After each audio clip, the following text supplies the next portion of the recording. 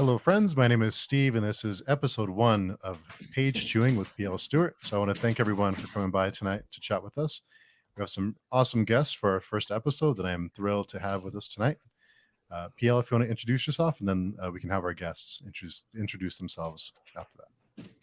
Thanks so much, Steve. This is a real treat. I've been looking forward to this for so long. Thank you so much for doing this and having me as your guest co-host. I'm very honored. Yeah, I'm PL Stuart. I'm the author of Drowned Kingdom.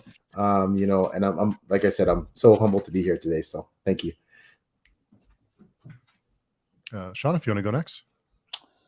Great. Thanks so much, Steve and PL, for this wonderful opportunity. It's a pleasure to meet you, Steve, and PL. Always a pleasure to get on screen with you. I'm honored and to meet TL. This is amazing experience. I'm like PL, very excited, and I'm the fantasy author of the Grandfather Chronicles, The Secret of the Sword, Book 1, which is now available.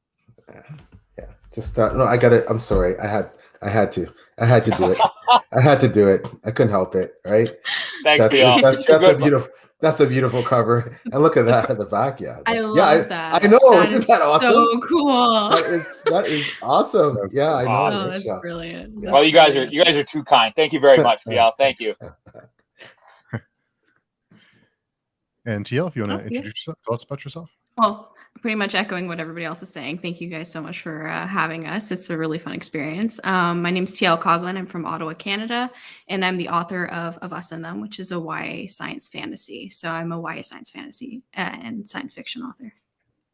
Yep. That's okay, ladies and gentlemen. Right yeah. And you see that background? There you go. There you go. There you go. We're doing this. There you go. We're doing this. All right. I love it. Science fiction too, huh? TL, I love that. That's awesome. Yeah, you got to combine both. Best of both worlds, right? Yeah, it's I kind of do the same thing, so I love hearing that. Awesome. Yeah, you guys have your fingers in all these different pies and pots: fantasy, sci-fi, YA. Actually, you're both YA and you're both nice sci-fi. Yeah, sci-fi fantasy. Yeah.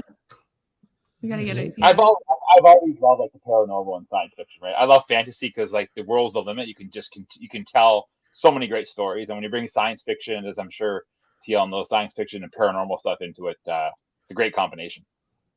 Oh yeah, definitely. Yeah, I was inspired by Anne McCaffrey. I mean, she's the OG science fantasy kind of gal. So yeah, loved her. Yeah, that's right there. I was wondering, is there ever concern as you're writing the book to have a certain genre in mind to market it or to help spread the word? Is that ever a concern that you have to kind of steer the story a certain way to fit into a specific genre? Go ahead. For me, that was like a huge thing for me. I think PL was in many conversations where I had the story, I realized what it was, and I didn't find the perfect name for it until further down the journey, right? Because I'm sitting there and I'm like, I got dragon aliens. Like, what are you going to do with that, right? It really does go into both worlds. And I think I talked to so many people and I'm like, I have the story, it's niche, but like I want to create it. And the entire time I was sitting there Googling, what is this? What is this? What is this? Where can I fit? And in the end, I had to kind of just create my own mold and go with a small press that actually understood that. So that was perfect. Yeah. For myself, I definitely think it's important to know your audience and know the genre you're writing. Like for me, I knew it was fantasy right off the bat. I love to tell stories, and like I think I previously mentioned, the fantasy genre gives you such an opportunity to tell great stories, and I love that. And through that, and being able to know that I wanted to write fantasy, I was so lucky to meet so many wonderful people who helped guide me and teach me little things along the way. Because I'm a newbie author, I know that. I self-published. And meeting PL was such an honor, and to echo what TL said, I had many conversations with PL where he just really took time out of his busy schedule to kind of guide me and mentor me in a genre that's very competitive but very friendly at the same time. And I've decided to try and just get very friendly, try and meet so many incredible people, and that really has been like the icing on the cake for me. It's just meeting the wonderful people and great conversations like this that just help inspire you to keep on writing in the genre you love. Yeah, absolutely. And I mean, somebody's popping in there. Just said hello. I went book shopping today too. Ooh. Yeah. and PAX Panic is here. So excited to see you guys. Thanks Hey. for stopping by. I wonder what was bought. I wonder if copies of maybe the Grandfather Chronicles and of Us and Them were bought. I'm kind of wondering about that. So They leave the title. They leave the titles out, right? So they make us have to imagine what they yeah. Exactly. Yeah, good. One can dream. Everybody's rushing after check their Amazon homepage and see if they got a purchase. That's right. I love it. It is part of the daily routine, right? And we all have to admit that, right? Everyone checks that on a daily basis, right? There's nothing wrong with that, right? Yeah, that's the one thing that I'm so happy that my small press is in charge of. I can't look at it. Yeah. So they send me monthly updates, and I'm like, perfect, out of sight, out of mind. Don't have to think about it until. Yeah, you are lucky. You are lucky because you're fibbing as a self-published officer. If you say you're not checking it, you're fibbing, man. Because so true. People check it, man. I wish I didn't have to. I wish I was confident enough to know. Yeah, it's been a good day, but no, you got to look. But that's awesome that Teal has someone report directly to her. I think that's great. That's awesome. Definitely helps. Yeah, you can't be an author without anxiety, right? So always checking. Always checking. I hear you. I feel you, Joseph. Yeah, I feel you too, Joseph. No, that's awesome. I just wanted to give people opportunity, because you two are both such phenomenal people. For those people out there, just to let them get to know you and your books, and I just want to hear, if that's okay, about your books and what you write. And these are two of my favorite books. So I can to everybody. No, but I can rave about them for days, and it's the truth, right? Yeah. So I think I was blessed enough to provide some endorsements for both these books, and that's because I believe in them, and I certainly believe in the authors. So let the people want to hear, man. They want to hear about TL and Sean. So ladies first, TL, go ahead. Oh, all right. Ladies first. I'm a multiracial Canadian author, so I always write multiracial protagonists. So there's always that sort of journey of belonging, that sense of belonging, and knowing that when you're given a definition of who you are, how can you break that definition, or how can you challenge it, basically. So Of Us and Them is basically the story of a 17-year-old. Her name's Everin, and she's a multiracial Canadian. And basically, she's fated to become a vessel for these savior aliens that come to Earth and make sure that history doesn't repeat itself. Basically, humans have destroyed the world through, climate change, political strife, basically everything. And these savior aliens are hidden within global dragon mythology. So throughout history, they come in and interject themselves and influence history. So once again, this is the penultimate era of basically these multiracial teens who are known as the Paladins, which is where the fantasy kind of comes in with the dragons as well. And they're basically awaiting their time to become these vessels so that they can bring human evolution to its apex, basically. The only problem is that once she finally gets there, once she becomes part of the secret society that's hidden these aliens in the mythological history, is that somebody starts hunting these paladins one by one, which basically destroys the celestial plan. So it's kind of a murder mystery mixed with a science fantasy, and much like me, mixed. So I can't help it. You got to pull from everywhere. But that's basically the story. And she's battling that, especially with her mother is the leader of the concealed society. And obviously there's a lot of lies, a lot of hidden, truths within everything. And it's a really fun ride. So it's book one, too much of many people's dismay. And on a cliffhanger, be fair warned, but it's honestly the story of my heart. Yeah, exactly. So Teal, how many books are you planning to do in the series? Aiming for duology, but you never know. It could turn into a trilogy very, very easily, but everything's all mapped out, so it's already working on. I know that too, right? But yeah, I'm querying a fantasy book as well, so hoping that takes off in another direction. So it's a lot. It's fun though. I think it's amazing that you can write, work on simultaneous projects at the same time. One thing I'm trying to do is write two different genres, write fantasy, and really do a science fiction murder mystery. That's my one of my ideas in the back burner right now. So I admire you for Yeah. doing that. I think that's incredible. That's awesome. I'm trying to, as a new author, it's very difficult to try and get into a schedule where you're working on two very different projects, but it's something I'm trying to do. And I'm relatively new, like as PL, and as I'll let all of you all know, I'm relatively new in the author circle. So I'm always trying to hone my skills and become a better writer. And there's no better way to do that than to read, and read, which is what I'm doing, and write, and take as many writing courses as you can. So I'm game for that. But I am Sean Bell, and I am the author of the new Grandfather Chronicles trilogy. So it is a book, a 3-book series, and I have released book 1, The Secret of the Sword. And the inspiration for my Grandfather Chronicles trilogy came from real life experiences with my grandfather. So a lot of the memories in the book and a lot of the ideas, a lot of the obstacles that the characters encounter within the book are loosely based on myself as a young lad with my grandfather growing up in Montreal. So there's realism to this fantasy. So as my editor said, it seamlessly blends fantasy with reality, and that was my goal. When I stay up late at night and think of what I turned my grandfather into, this mythological warrior who is actually a descendant of the Pendragon bloodline, and how he brings his grandson into the fold and leaves his legacy to him, is something that I always wanted to tell, but I wasn't sure how I was going to tell. Was I going to do it through a short story, through a screenplay? But a friend of mine said to me, Sean, you've got something here. If you could ever turn it into a book, I think that's where you should start, because then you've got it in hard print where you can use it to and get better with each book. As I've told PL in the past, my plan with the trilogy is for each book to get better and better and better. For the idea is to get bigger and bigger and bigger. And as a Canadian author, there are so many wonderful Canadian authors that I can talk to and bounce things off of, give chapters to, query with so many wonderful people who just want to help. I think that's the amazing thing with this journey so far, is that I've been so lucky to meet so many incredible people that are willing to help. So when I first thought, okay, I'm going to do 3 books, I was kind of like, that's a big thing to do.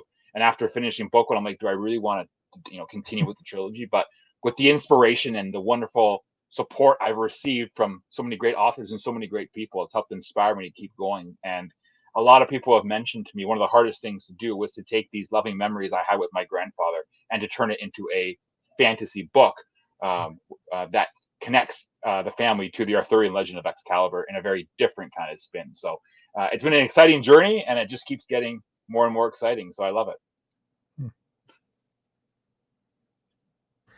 So you guys have that in common too, that and having read, I have the advantage of having read both your books, and so there's that link with if you read TL's book, Sean, I don't want to give away too many spoilers. There's definitely you'll hear a little bit of Arthurian something in there. I won't want to give it away, but cool. You'll see the link there, and I think TL, for you reading Sean's, definitely you'll appreciate especially how he blends modern, like 21st century life with Arthurian fantasy, and I think you'd both enjoy each other's books for sure. Well, I have to mention, PL, I really like TL's little introduction where she talked about the book. Like, she already hooked me actually in the book, right? And I mean that, right? Because I'm always talking, can you hook me in a minute in your book, right? Like, I know, what an elevator pitch, eh? It was awesome. Unbelievable elevator pitch. Like, if I could, mine was so bad, right? But I mean, that elevator pitch was great. So I'm already interested in wanting to. Yeah, she's pretty slick. She's pretty. That's what you get from querying. I have to say, you query letter on pitch. It's a lot. Well, that was very well done. And I'm not an easy sell, and that was very well done. So I'm definitely going to check it out, PL, for sure. I'm always interested to read as much as I can, right? Especially great authors. When we get together like this, I really want to make a point of making sure that I'm reading the books that we're talking about. Yeah, you can't go wrong. And we're all Canadian. Wave the Canadian flag there. Go Canada. And that's right. Awesome. I was honored to have both of you read and review my second book, which meant so much, and all the feedback, and it really changed the nature of what the book was. I can tell you that it really had an impact. And because you guys are phenomenal, and I trust your judgment implicitly. It's really like Sean said, it's having that support system that's it's so invaluable. And you realize that there's people out there that unfortunately don't have that, and they're kind of doing it in isolation. They're just there as writers plugging away doing their thing, and they don't have those people to bounce things off and to rely on. So very blessed with that. But I want to pick up on something quickly that TL was saying. And yeah, that elevator pitch was, I'd pick you up in a heartbeat if I was an agent. So like, wow, yeah. wow, Why don't extremely you become polished, one? man. Who knows? Maybe retirement. Very polished. But I want to know what you two think about the whole, TL, you're published, you're traditionally published. Sean and I are indie. Where do you guys think this whole game is going? Like, TL, your company has a bit of a different model than some of the major five houses. Like, where is this all going? Like, what do you got, and what are you guys gonna do? In terms of the game and the publishing game, how it's changing with all your books, and are you gonna self-publish some? Are you gonna traditionally, like, where do you think this is going? Honestly, it's such a changing game right now. Like everything's online, and I think the Panini kind of thrust it into one direction where everything is electronic, right? Querying is now done electronic. Submissions are done electronically. Like it used to be all through mail, which no, I don't think a lot of people even know how many stamps you need. I don't to send a letter. Like I have no idea how many stamps you need. But there's such a changing game, and I'm realizing like now that especially with these hybrid publishers where they're kind of venturing into both spheres of publishing, that like there's so much more importance on creativity and unique stories, and more often than not that actually lends to more niche subject matter. And because it's niche, that means it's not for the larger market, which is what happened with Of Us and Them. Basically every single agent was like, this is such a cool concept, let me know where to buy it, but there's no market for it because that doesn't exist, right? Unless the Grandfather Chronicles came out, and then we could tag team in that direction, you know what I mean? We have our own bookcase. But yeah, like it's such a huge shift that like I feel like there is a big change in direction as to how even just Kindle books, let alone hard copies, are kind of becoming much more popular nowadays too, right? Everybody buys through Amazon, even if it's a big five publisher, right? So it's changing game for sure. Yeah.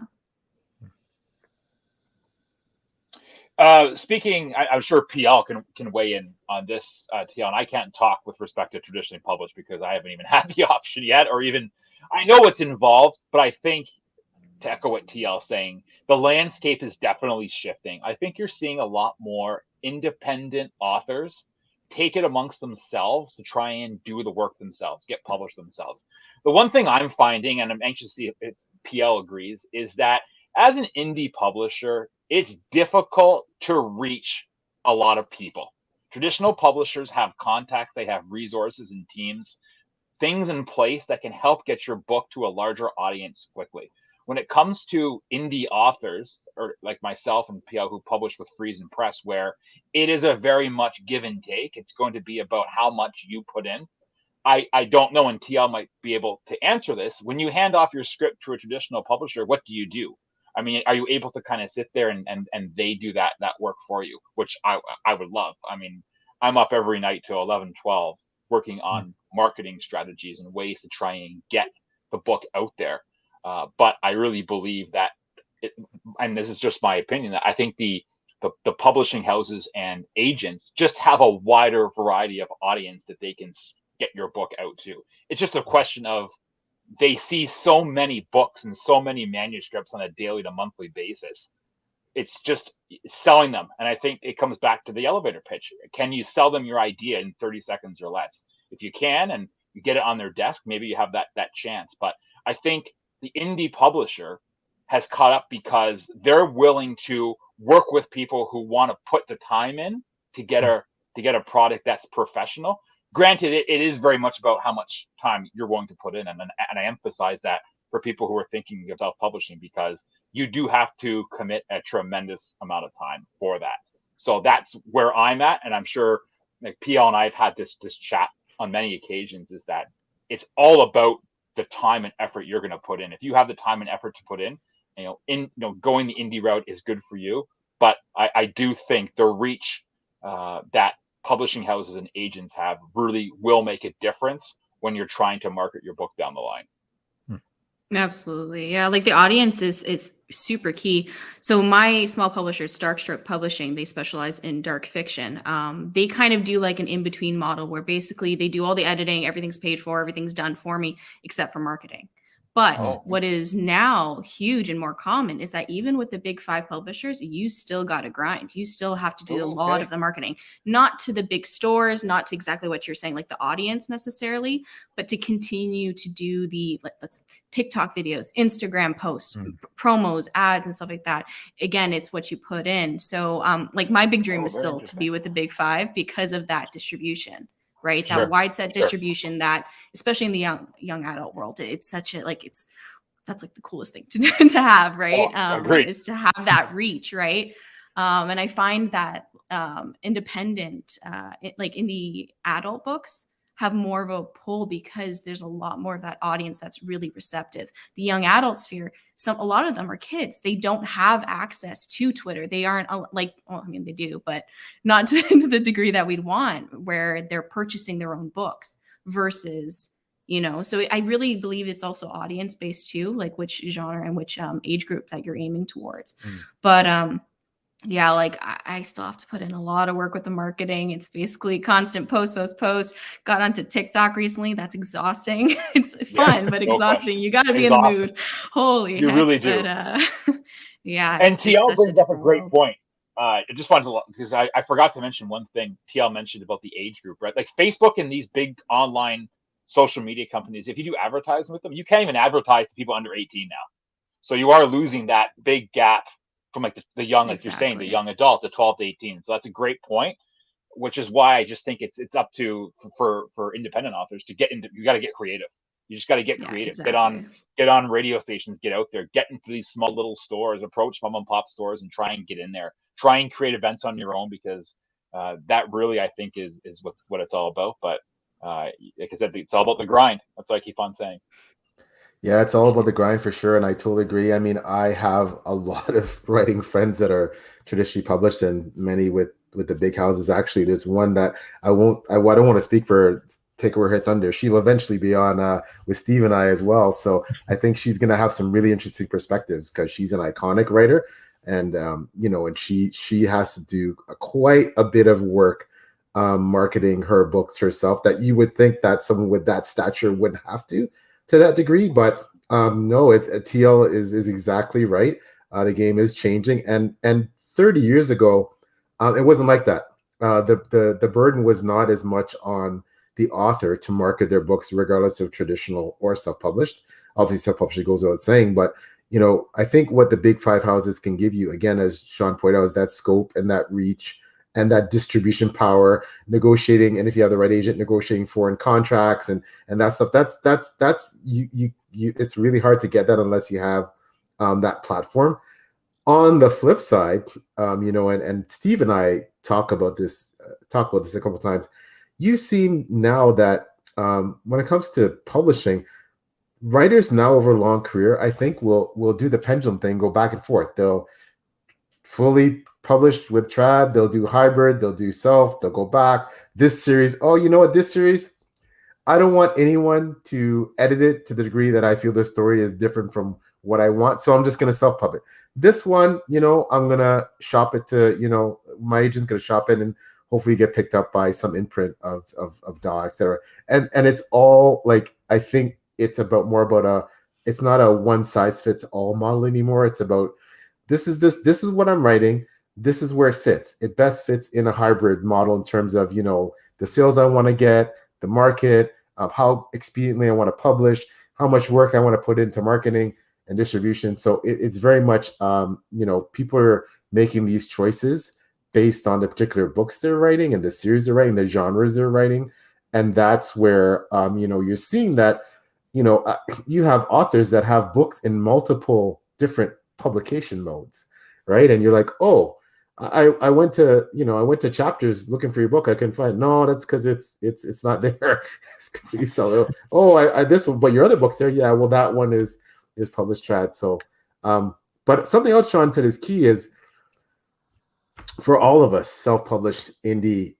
It's the people like Steve. I'm going to embarrass him now here. It's It's the people who in writing community. I talked before. There's literary agents, bloggers, writers, poets, readers. Readers are obviously, we don't exist without readers, but bloggers and podcasters, I mean, they are truly the unsung heroes of this whole game. And hats off to Steve and those like him, because I can tell you now that it's getting to the point where I think a lot of writers' careers are made based on the fact that a particular blogger gets their book out there, promotes their book, and suddenly it takes off. I've seen it happen myself in my limited short time on social media. And, I think people like Steve underestimate how influential they can be with, I'm just telling you straight up, my friend. Sorry, you're on the hook now. You're an influencer. so internal cringe. It matters. And then when you have Steve's podcast, we were just talking before the show about the kind of the amazing authors he's had on recently on some of his shows. Like when you start seeing these people talk about their books, and Steve then promotes them and puts these videos up about them and gives people, it's starting to create people's TBRs now. Some that are based almost exclusively on their list of bloggers on YouTube. They click, okay, well, let's see what Steve put on today. Oh, okay, TBR. Oh, let's see what so-and-so put on today. Okay, TBR. And that's, that's influencing sales, right? So absolutely. Steve, you're our Scholastic book order. Those like old school that's what you are. Yeah, the doorway to networking. We're in trouble. I want to say. No, it's incredibly well said, and I have to echo PL sentiment. That's the key today. With everyone online and everyone streaming and everyone looking for advice or guidance or just wanting to see what's out there. Podcasts and these wonderful engagements that we're doing tonight, I believe is key, and that's the key moving forward. I look forward and I love these wonderful opportunities because yes, you get to meet great people, but it's just a tremendous way to get your voice out there. And I can't thank the podcasters and the hosts such as Steve tonight for taking the time, and for PL to take the time to create this atmosphere where TL and I can come on here and talk about it. That is where the future is going. Print media, not to knock print media, but I was talking with a friend of mine who is a producer who works at CTV, and print media is on its way out when it comes to reading the papers. It's all about online. An online presence, and this is, to me, the best way to create an online presence. Yeah, and it's to make us people too, like get to know who we are, why we write what we write, that connection, because a lot of that's gone, whether, from the recent events or even from before, like everything's online now, exactly like you're saying, but we're not just a link. There's people behind the link, right? And that's why like Steve is like connecting us and like being able to give us that floor where it's like, this is why I love it so much. Can you see how much I love it? Please love it too. You know what I mean? So they get to and like Steve, it takes time to put these events together. It takes time to organize something like this. It's time out of your day that you're spending with people like myself and TL and PL. So it's amazing, and I can't thank you enough, for this, because it really is an opportunity to really get to know wonderful people, and to echo what TL said, to put a face to the author of The Grandfather Chronicles, the author of whatever book that people are looking at. It's nice to meet the people behind the scenes. Mm-hmm. And PL did all the hard work. I'm just here hanging out. So all the credit goes to my friend PL. But Book Reading Coffee Drinking says hello, and Andres says Darkstroke is a publisher to watch. Angry Robot kind of paved the ground for them, and now AR publishes all the genre blends. It's where the future of writing is, at least in my opinion. Good choice. Yeah, they're definitely a new beast. I mean, they definitely have a more focus to electronic as well, because they're recognizing that, right? And the vast majority of their historical releases were all adult fiction, so they're just broaching into the young adult sphere, right? Which is kind of an interesting balance to try to get to know. Okay, is there a YA audience that's ready for this kind of change, right? But they're really stepping forward to take that kind of exactly like what you guys are saying, that evolution of publishing. So it's pretty fascinating. I like the word that TL mentioned, hybrid. I've heard the word hybrid in a number of different articles that I've read or interviews that I've been listening to. The word hybrid is coming up more and more now in the writing community. And I think that's because with the evolution of what we're seeing, especially with coming out of the pandemic, is that there are people that want to do not quite indie, not quite traditional, not quite self-published, something in between. They want to still have a say in their manuscript and how it's produced, where I think PL mentioned 20 years ago, that wasn't the case. You hand off a manuscript, they made the choice. They said, change this, we'll take it. Today, it's very much, I think they're, depending on who you are and what kind of success you've had and how you pitch your idea, I think more and more people now are willing to kind of meet you halfway. And I'm hearing more and more about these hybrid scripts and hybrid opportunities. And I love that word. I just have to mention it because I've been hearing it over the past few days in a number of different events and interviews. So it's a great word. And I think it's something that we need to prepare for, because there's no such thing anymore. It's just, I think crossing between different genres, writing multi-genre books now and writing for multiple age groups and being able to traditionally publish and self-publish. I think you can take elements from each now and combine. I think that's what we're seeing. Yeah. I mean, even the definition of hybrid itself is, there's so many definitions right now, right? Whether it means small press, like I'm technically small traditional press, but it's also technically hybrid because of how they're doing the marketing. There's so many different changes right now. So I'm sure, like you're saying, there's going to be a solidification of hybrid, and that will probably be the future, I would say. For sure. And Angel, so I've definitely picked up books and followed authors after Steve has suggested them or had them on as guests. Knowing the authors can be a serious motivator. Yeah, that's excellent as well too. Now, so I saw that, Angel. So now I'm going to subscribe to her channel. So you see how it's a cyclical, reciprocal thing. And I think, it's funny. You talk about self-publishing and traditional publishing and models and all this. And, because at the end of the day, I don't know if it matters as long as you get your book out there. Whatever you do, if it works for you, as long as you get your book out there and you have an audience that wants to read what you're writing, because let's face facts, for some people, like someone like TL, so now she's already kind of arrived on the platform of traditional publishing. So it's going to be that much easier for her in the long run to get into, if she likes where she is in the model she's working, that's great. If she wants to go trad publishing, it's, now she has that extra level of credibility, right? So that, she's been trad published already. So now, when Random House comes calling, okay, you know what? Where she sees what she's all about. We see that she's already successfully published. She has sales.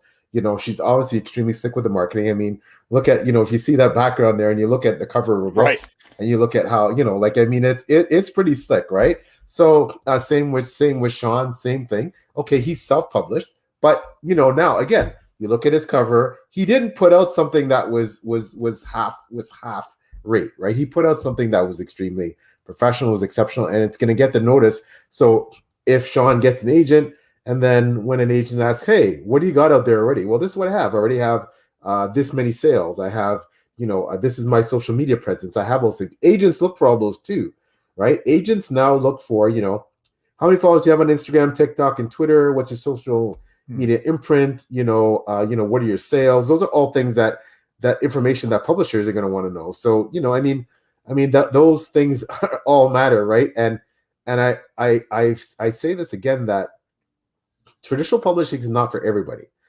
But I can say this much, and I've talked about this with Steve before, is that when you come traditional publisher with, TL has Amazon bestseller tags, Sean's a Freeze and Press bestseller. When you come with these things, and agents traditional publishing go, okay, you know what, this is a credible author, because a traditional publisher, I don't want to say they're lazy, but they prefer to have an established brand that they know that they can recoup their money, their investment, when they take a chance on publishing you, right? And if you have those things already, their risk is significantly reduced. So, I think that's why it's not necessarily a bad thing to be if it works for you, being self-published, even with the desire of eventually being traditionally published or swinging back and forth, it's not a bad thing, man. I think it's a plus. So it's all about goals, right? I mean, it's like always changing. So like my first goal when I first started, well, PL was actually the one who introduced me into this world. Like I had no idea that Twitter literary world was so massive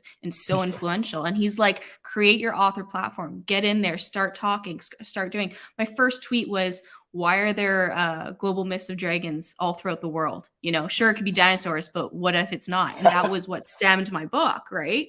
And because of that one connection, my author platform just started to branch out like crazy. And I'm like, this is so cool that there's so many people that want to connect with you as a writer, right?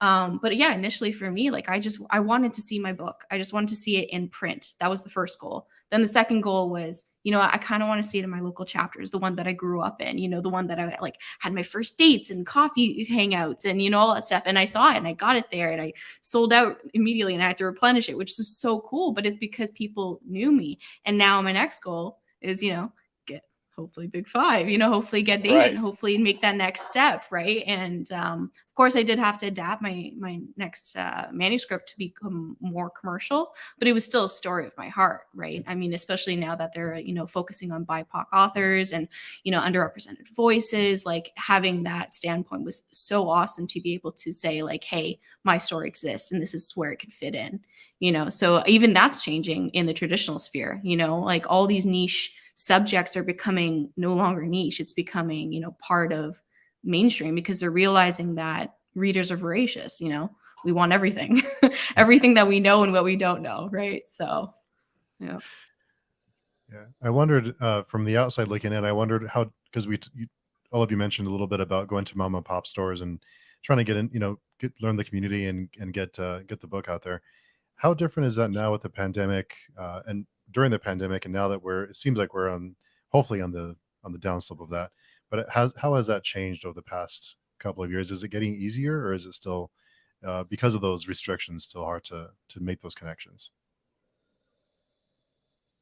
Go ahead, like Jill. I know with my personal experience, I went in, which was great. It was super quick. I was able to get it, you know, put on to indigo.ca, which is fantastic. Like that was like, oh, that's really cool, you know, to see the brand up there. But it was when I talked about signing events and they said, yeah, we can't hold any signing events. And I was like, that's such a bummer because that's what really draws me into the community and connects me, right?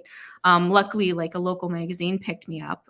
So I was able to get my word out that way. But again, it's for people who are local and a lot of them are, you know, older folks at home in these, you know, larger suburban communities, you know, so they're not necessarily my target audience. And I feel like a signing would have created that audience because those are the kids that are there for those coffees and those first dates that are slowly, finally, you know, coming back to normal and become accessible. But it's still not a possibility just yet. But I was kind of on the tail end. So I'd love to hear, you know, Sean and PL's experience with that too. So, because I know you guys were more at the, you know, the gist of it. Oh, we've had this chat a couple times, PL. No question. And congrats, PL. That's awesome. So you know, the one thing I have to just weigh in on is hitting goals is so important, and recognizing that you've hit your goals is important.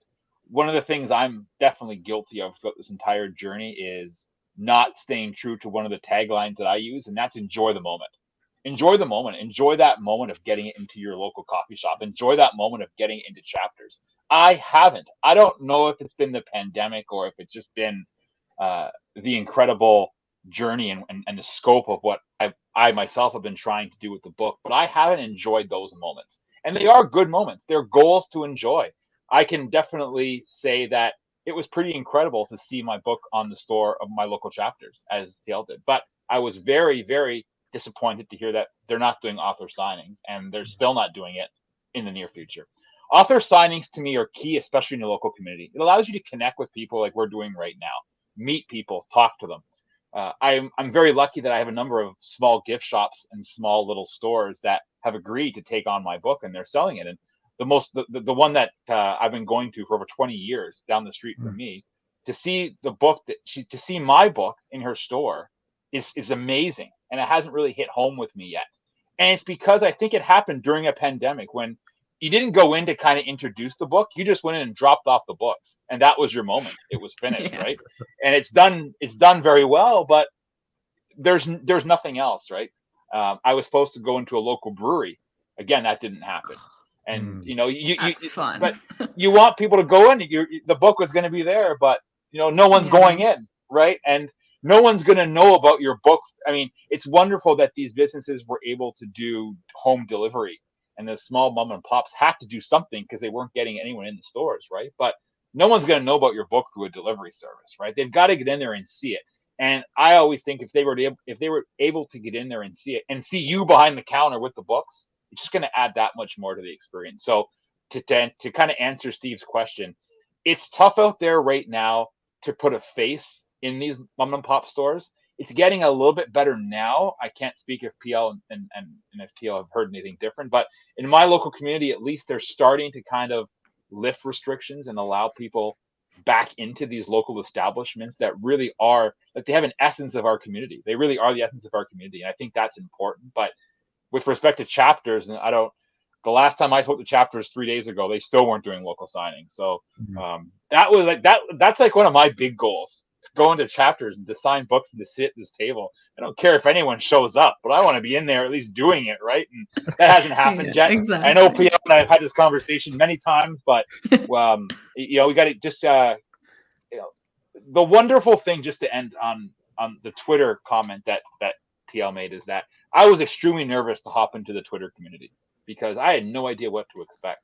But I can honestly tell you it's been such a positive experience, because I think not being able to meet people locally in the community, meeting people online has been key, especially during the pandemic. Meeting wonderful people and being able to engage with them in a professional atmosphere that really gives your name some meaning in this universe full of writers, I think was so important during the pandemic. And I'm so blessed to be able to be part of that community.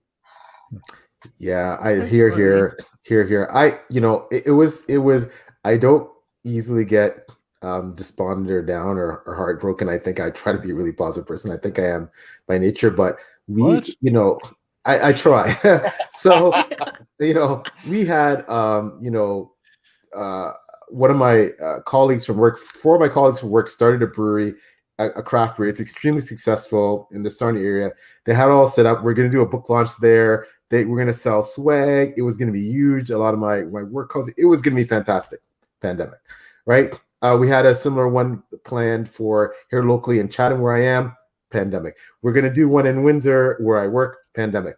And, I think for me, like, it was such a huge deal for me to convince with Deb, my wife, who's my business partner. She does a lot of legwork. So when we got into chapters in and go, oh my God, like, I'm on the shelves beside, like, John Gwynn and, like all these big authors have taken pictures, whatever, can't sign the books, can't like it, just like, and TL and Sean have both experienced it. It is like, it's like you've left the dream incomplete. You've gotten this far, and for circumstances totally beyond your control, you can't do anything more. And that's been tough. Because again, you're talking about, as an indie author, you're shouting at the void to try and get people to know what your book, right? So when your book is sitting on the shelves in chapters, that's fantastic. But just like I said, it's fantastic that you're sitting beside Joe Abercrombie and John Gwynn and Victoria Aveyard. People tend to go to their books first, especially if they don't know about you. So it's that catch-22 where you got your moment of glory, but at the same time realizing you still have an uphill climb. And when you can't do a book signing, that just puts you feel like you're behind a little bit more. And that's why I go back to, again, I'm going to embarrass them again. That's why it's so important to have people like Steve and to do these virtual meet and greets where people can get to know a bit about you. Absolutely. They get to know who you are. They get to know your brand because you're a brand, right? So TL's background, that is part of the brand of this and everything she represents. Sean is part of this and everything he represents. This stuff, this is all, it's me, but it's also it's what you're selling essentially, right? You're selling you as a person, but you're also selling your brand, your book, how you write, what your values are, and beyond that, I go back to that point about if you want to make it, especially in the traditional publishing world. Well, guess what? This stuff doesn't go away. These recordings are there permanently. So when your agent wants to shop you to a big five, and they're like, hey, well, Yeah, well, does he or she have the presence? Yeah. Well, look at that podcast they did on Steve Talks Books. They can string a sentence together. They're fairly articulate. They're actually genuine people. They actually care about people. They're good people. They're people I would want to sign a deal with. Like, so that stuff is really important, right? Because now this is the only way, as Sean mentioned. So we can't connect. So we all live, if you're in Montreal, Sean, you're an hour away from TL. Right now, we're quite a few hours away from each other. Sean, you're in Niagara, I'm in Chatham. But instantaneously now we're all chatting, right? And and Steve's in the US, and so that it's even more critical now because he can't. We were going to this book fair, international book fair in Montreal, and this and that, all done. I did online book fairs this year. I did a couple. And it was great, and I'm very grateful that they were held, but it wasn't the same. It didn't feel the same as it would have if you're physically there with all your books piled up, and you're there signing swag and giving everybody. Yeah. People come to your table and they're high-fiving. I just want to be Oprah, and you get a coin, and you get a coin. Come on, it's my favorite part. Yeah, it wasn't quite the same. So, somebody said something there. Joseph Carroll says, my thought is if you start making enough sales to get unsolicited offers from SelfPub, you probably don't need them anymore. That'd be the dream. That's the dream. I love it.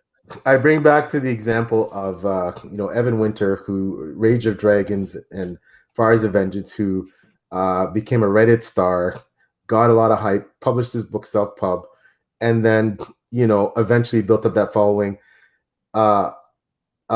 His Orbit approached him and said, "Hey, we really like your stuff. You might want to get an agent." And now he's a big trad author, right? It can happen. I know those are few and far between, but it does happen. And especially now, Steve and I talked about this a lot about with the Avid and things like SPFBO, that platform. I mean, It's almost becoming like a conduit to getting an agent and a book deal. Like a lot of the authors that do well on there, they're getting noticed. And, it's affiliated with Mark Lawrence, and he's a pretty big trad author. And the bloggers that are involved in that, again, to use the word influential, a lot of the authors themselves are top indie authors, and a lot of it's getting those things get a lot of hype. Now it has the science fiction version, which I highly recommend. For someone like TL that if you're eligible to submit a book there, just write one and submit it, because what have you got to lose, right? Especially if you have a bunch of books already, and you decide, okay, maybe I won't, maybe this one I don't want to trad publish it. I'll self-publish it just for this contest. And there's I really think that to replace all these things like book fairs and book signings, we've had to do something else. All this energy and all these plans have to go somewhere. So those are good avenues for. Sorry, I think Joseph had a question. No, it's okay. He is asking, have you tried to get into Comic Cons? I'm currently trying to get into the Ottawa next year's Comic Con. It's actually not as bad as I thought it'd be. Even the Toronto one, the Toronto Comic Con, which is huge. I think it was like only 125 to get like a table or something, and like. It's still expensive, but I thought it was going to be like 300 or something, but it's so possible, which is awesome. So that would definitely be it. I'm a little bit nervoso when it comes to, COVID and all, but hopefully next year will be good. But yeah, definitely. I'm extremely lucky that I'm in Niagara right now, and Niagara has their own Comic-Con. It's been put off for the last 2 years, but they are planning on coming back full force this year. And it's funny, Joseph has that question because it's something I'm looking into as we speak. And I, like you said, I too am surprised at the prices at the tables. I wonder if it's because they're trying to encourage people to come back after the pandemic. They want people to come. I know the Niagara Comic Con last year really did not do well because it was very social distance and they had to limit the people coming through, and it just didn't have that, as PL mentioned, that kind of engagement, right? PL, where you can kind of, you can't. I mean, part of the experience is a line up by your favorite author, a line up with this new author and get them to sign this shoulder book. to shoulder. Yeah, shoulder to shoulder, right? And that wasn't happening last year. But I am definitely, as TL mentioned, very interested now to look into the Toronto one, because the Toronto is a big one. It's a big one in Canada to be a part of. And just even get there with a table, I think, is just wonderful exposure. And with hopefully some of the restrictions being lifted, people are dying to get out. They're dying to see what's out there. And I think if you're ready, this is an incredible opportunity for new authors to really get out there and get in front of this, which is what I'm planning to do. And it sounds like what TL's doing. And I know it's what PL is doing. So let's all get a table together. just amp up. There you go. There Absolutely, you go. Yeah. I think, you know, the one thing that I'm seeing as well, and this is more in the self-published community than anywhere else, is that, you know, so for example, Steve has a podcast. He invites so-and-so author on. So-and-so author is seen, and then, you know, somebody puts their book in their TBR, like I talked about, right? Then there's a spill-off from there that someone else, because someone else put that on their TBR, depending on who it is, another blogger or someone influential picks up that book and says, oh, okay, I'll check that out, and say, oh, this is really good. And then I've seen people get agents that way as well now, right? Like there's so, like, now it's, but I think people have to realize as well that even if you're looking to get an agent and down the road get traditionally published, there are many self-published authors that have agents that don't really aspire to get traditionally published. Maybe they did at first, but they're using those agents to help expand their reach. The fact that they're on that agent list is influence, you know, and the agent also provide them a lot of fantastic advice about editing and how to make their book better. And, you know, so, I mean, there's other spin-off benefits to having an agent besides, It's almost like having a, you know, your own little editor and your own little, you know, beta reader and your own little, because, you know, while they shop your queries, they obviously, they want it to be top notch. It has to be, or else, you know, for someone to pick it up. So I think, you know, that's another spin-off that I've been noticing from, especially from the blogging community and things like that. And again, all these things are replacing, I hope not permanently, but replacing some of the stuff we have to do. But it's also changing, as TL says, changing the game. The game is changing constantly, right? And you know, again, if Amazon is they're the player, man. You know, they're who you have to understand. They're who you have to negotiate with in some cases. Like I just put a John Kingdom out on audiobook, and you know, it's on mainly 2 different platforms, but with awesome sound and with, of course, ACX/Audible. Now, Amazon can tomorrow decide your book's free, and you know you're not getting a euro about it. They might sell 300 copies, but you're not getting a dime. But Amazon's getting it, right? Yeah. But it's really awesome stuff, and that's the reality that we live in, right? That, you know, unfortunately, you're you know, people think, okay, well, self-publishing, you have all this freedom, but you're still at the mercy of certain gatekeepers, for example, like Amazon, right? So, you know, like when you think you're free, you're not really free. And that's why I think the flexibility and having books published in all these multiple genres, hybrid, fully, you know, Big Five, you know, Self, you know, Vanity Press, whatever, I think that's where it's going. And that means writing a heck of a lot. Like writing multiple series, standalones, you know, this and that, mix and match. Oh, SBO's coming up. SBFO is coming up. I'm going to write a book to put in that contest to see if this is going on. Oh, you know, so-and-so agents, they just opened for queries for the first time in 10 years. I'm writing a book that I know that they're going to want.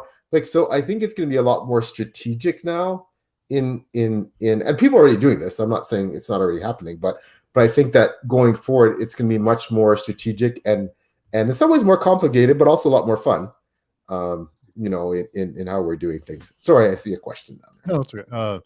John Notlad said, that is a point I haven't considered. An agent as sort of a publicist, that may be the way of the future. I like it better, at least. Well, one of the main things, like, because, you know, like right now I'm querying a bunch of agents and stuff. The term that they always use is champion. Right? They are the champion of the book. And it's because they've read it and they go, this is something I want to fight for. So whatever it may be, whether it falls to small publishers, like I've seen agents even do like ebook deals and everything like that too. Right? So there's so many different ways that they can, you know, reach all levels of publishing, but it's exactly what PL was saying, is that this is someone who's your partner. Right? So truly, I think I think your wife is more or less your agent, PL, in some way, shape, or form, right? She kind of is, but she's Right. handling all of that too. She's putting the grind, so she should get 10%, right? That's 10-15%. You mean I'm not a good enough reward? What are you trying to say? I'm not a good enough reward? But it's so true. It's so true. And like that's the thing, like social media is just insane. Like I actually had an agent approach me on TikTok. And said, hey, I saw that you have this fantasy that you're working on, this YA fantasy that you're working on, which is also my fantasy. But this interests me. Can you query me? So it's not an offer or anything like that, but it's, hey, you know what? That's really fascinating. That pulled me in. I see what you're doing there. I see the aesthetics that you're creating. I see the world that you've basically established. And that's why I like TikTok and Instagram is great, because it's not just saying, hey, here's the blurb of my book. It's, I'm going to immerse you into it with music and pictures and videos and everything. But in order to have that, you have to know the right people on how to create that. Right. So it's such a, like, there's so many different ways to get that, you know, and we just recently heard of this TikTok star who just got picked up by an agent. That happened just recently, you know, and she's in the works of creating this book. And it's like, whoa, like who knew that could happen? Right. So again, social media, ebooks, hybrid publishers, like everything is absolutely changing. So we're really kind of revolutionizing it. And luckily we're kind of part of that forefront. So I feel like there's going to be a lot more opportunities for us, you know, to pave the way for future authors as well. So that's pretty cool. Yeah, I think it's all about trying to get noticed by an influencer, right? That's really the game on social media right now, whether it's TikTok or Instagram or Facebook. It's trying to connect with people who have influence and people I think who you want to connect with. There are so many wonderful people I aspire to connect with, but I always, as a guy who's been so focused on the marketing lately, you may only get one chance to have a meet and greet with that influencer. They may give you one chance. You better make sure that when you have that one chance, you're ready for it. And this is something I've said on a number of different interviews, is that you want to make sure you're equipped and have your author foundation in place when that influencer does approach you, because you want to give them everything you can and make and force them to not say no. So I really think it's about being prepared and being able to get recognized by the best influencers at the right time as well. Yeah, and I think we're all influencers in our own way. I'm not just saying, you know, the four of us, I'm just saying in general. And I think what happens then, especially in the landscape of social media, where everything is so expansive now, and the reach is, the scope is the world. It's not just Canada, the US, you know, Asia, Africa, it's everywhere. So I think one thing is that I learned quickly is that you don't realize when you retweet something for somebody that it's a big deal to them, that because you're doing it to be like, because you don't think of yourself that way. You don't think of yourself as, oh, you know, like I'm a big deal. Like you don't think of yourself that way. Right. But for someone else, you know, and I say this, I've said this before on other podcasts, and I've talked to obviously with all of you about this. Like when you come on a social media platform, especially at the beginning, and you have 0 followers and you're shouting at the void, you're like, hello, I'm out there. And you tweet all day long and no one responds at all, right? You retweet your own stuff and no one responds at all. I will always remember those moments, right? And it keeps you humble. And it just puts you in perspective that, hey, right now there's someone out there going through that. You need to make sure you help them and support them, because it's tough sledding, man. You know, and you got a book out there, you're thinking, how the hell am I going to get anybody to know anything about my book, about me, about who I am, that I'm a good guy, that, you know, my interests, that, you know, how am I going to connect with people I want to connect with, that I want to learn from, that I want to, you know, absorb what they've learned, and, you know, that we can share. How am I going to do that when nobody knows who I am? And nobody knows where I am, that I even exist? And sure enough, bit by bit, you build that awareness and you build that platform, and you meet like-minded people, and you make these general connections, you know, like, as you know, people that you become friends with, and they help you, and all the expertise is pooled, and, you know, someone's great at cover design and someone's good at marketing, and you get all these great ideas, and you form chat groups, and the next thing you know, you're expanding. Now you're on Slack over here, and you're on Discord over here, and like, but at first it's like, it's a really blank, you know, it's like staring at a blank screen, right? Like, what are you going to do? Like, how, you know, and then down the road, the world explodes. yeah, and then Completely opens up. someone saying, "Oh my God, do you know TL Coughlin followed me on Twitter? Oh my God, Sean Bell followed me on Facebook. Sean Bell followed me on Facebook. You know, I'm going on Steve Talks Books. Well, I feel that way, but you know, yeah, that's what happens. That's what happens. So, there's another question on there. Joseph said it's all a grind. You have to keep building a presence and a backlist.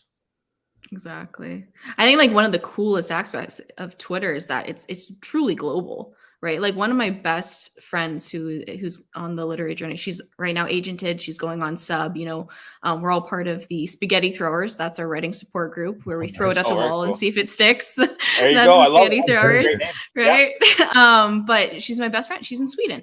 Like I have a friend in Sweden. I have a friend in, you know, France. I have like, it's so cool. And then to see your readers come from all over, you know what I mean? Like that is fascinating to me because it's before, I feel like back in the old days, it's like if you were trying to do this as a self-published author or as an indie author and you tried to reach out, you would be screaming to the void because there is no connection beyond your local community. Like we are at such a cool like crux of time where basically the world truly is our oyster, but it's just trying to get that foot in and getting that first follower, like PL was saying, to open that world up for you. You know what I mean? So like that's why I always love PL. Like he's fantastic. He's got a bajillion and one followers. Then all of a sudden he retweets something and I'm like, oh look, there's a sale. Thank you, PL. You know what I mean? But it's such a cool opportunity for sure to know everybody. Yeah, yeah. Go ahead. Go ahead. No, go ahead. I just wanted to echo what TL said. You're right. You know, meeting someone like PL and coming on this show with Steve, like this is what it's all about, right? It really, really is because we're you know, and I'm a newbie on social media. I'm still building a following. I'm still shouting at the void, and there are days when you hear nothing back, and there are days when no one cares what you have to say, and that's okay. You have to just keep grinding, keep moving forward, stick to your schedule. I'm going to spend an hour on social media every day. Spend an hour and do your thing. Make sure there's content there. So when people do come, there's something there. I think sticking to your routine is very important when you're grinding it out like we are right now. But it is about meeting people at the right time. And it is about putting the time in yourself and connecting with people online who are like PL and like TL and like even Steve, who are willing to help you and guide you and give you the opportunity, give you a voice, give you an opportunity to come on to a show like this and talk about, you know, what's going on in our lives as authors right now. As for myself, as a self-published author, what is that world like right now? And being able to talk about it and being able to share thoughts with fellow authors about what's happening is so important. And like TL mentioned, 20 years ago, you couldn't do this, right? Back when the mail service was a big thing, when you would mail stuff out every day. Now it's all about, did I get an email back? Did someone retweet what I'm saying? That's the world we live in right now. And I think it's important to recognize and understand that and be a part of that. And you know what the hardest thing about that is about being a writer? In all that, you still got to write. In doing all of this stuff, you still have to write books, man. And not only you have to write books, you got to get better with every book. And I that's what's really almost paralyzed me.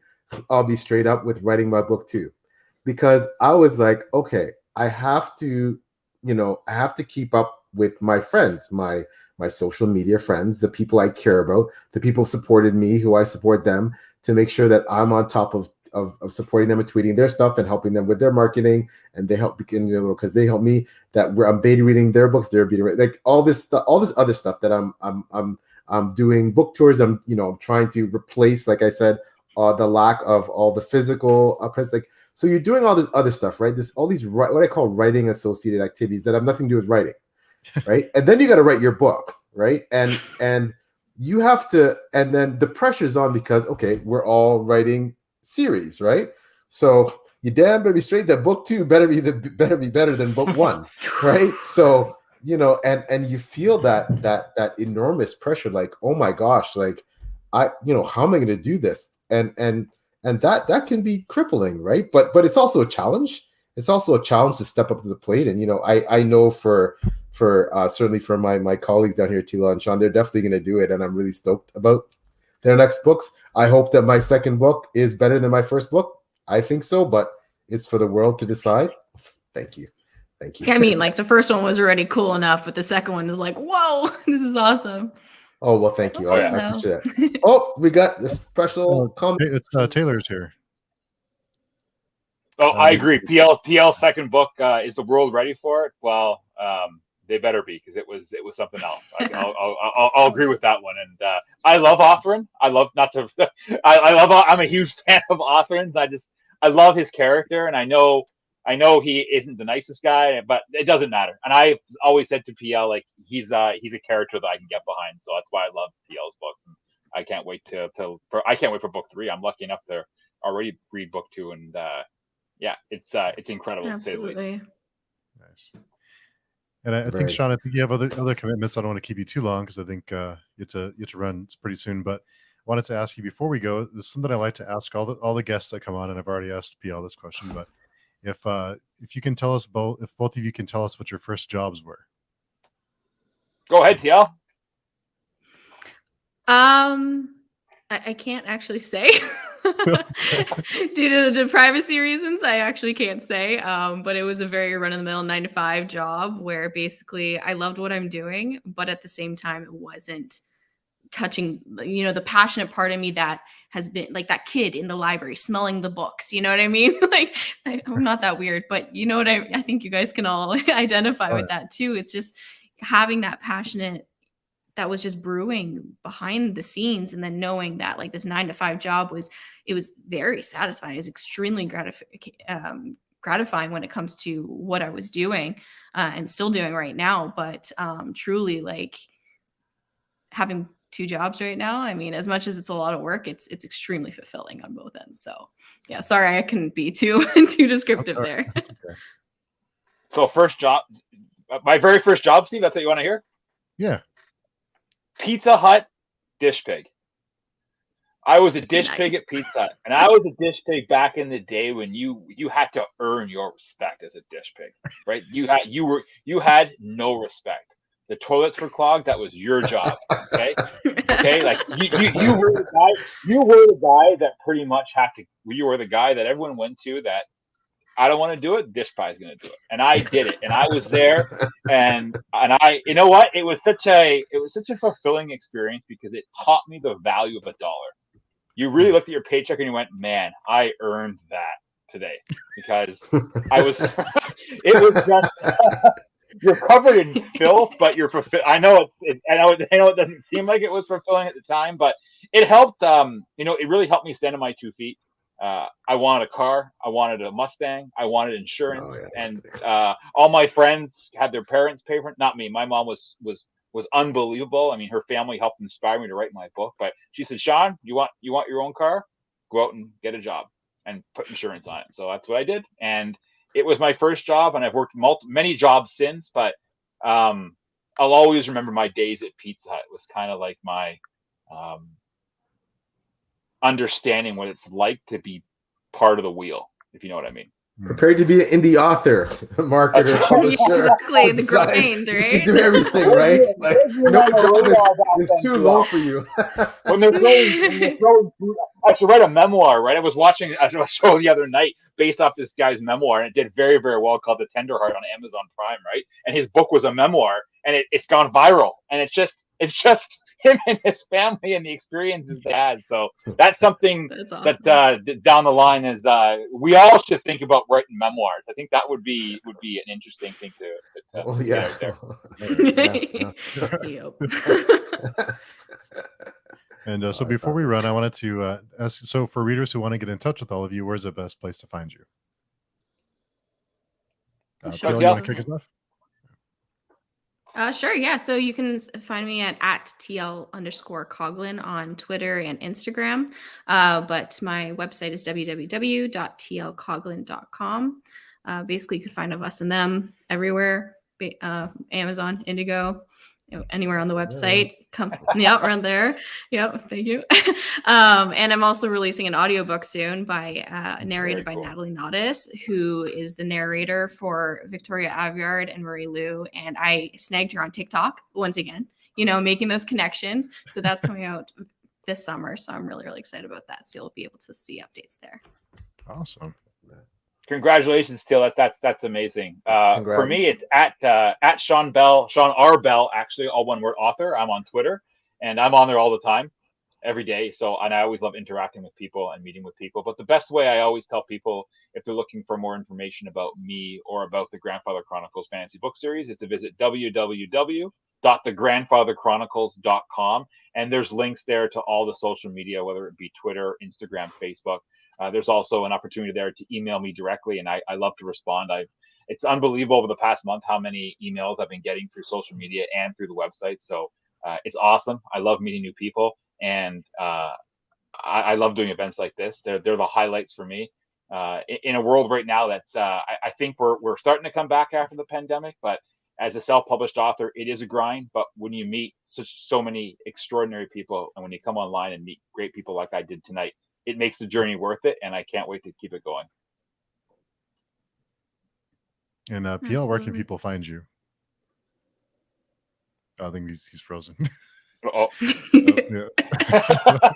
he's doing a good job of not moving. I think he's frozen. And I was pretty impressed. I just wanted to warn Sean and TL that you can't be telling me things like, I like doing these kind of things, because I'll invite you back. So be careful. We'd love it. We would love it. Oh, I love it. It'd be an awesome opportunity. Would it ever be? I would never. This has been great, Steve. It's been fantastic. Great. Well, I want to thank both really of you. fun. I think PL is frozen on us, but we lost him. But he'll be right back, I'm sure. But I want to thank both of you for coming by, for being on episode 1 of Page Chewing. It's been a lot of fun, and it's great been getting to know both of you and hearing about your experiences and your work.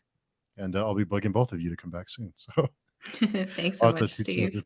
You guys Thanks so much, Steve. It's been a real pleasure. It's a pleasure meeting you too, TL. I'd love to chat again. Thank you so much for the opportunity. Definitely. Thank you. Yeah. Thank you all. Take care, guys. Bye for now. Bye, everybody. Okay. Bye.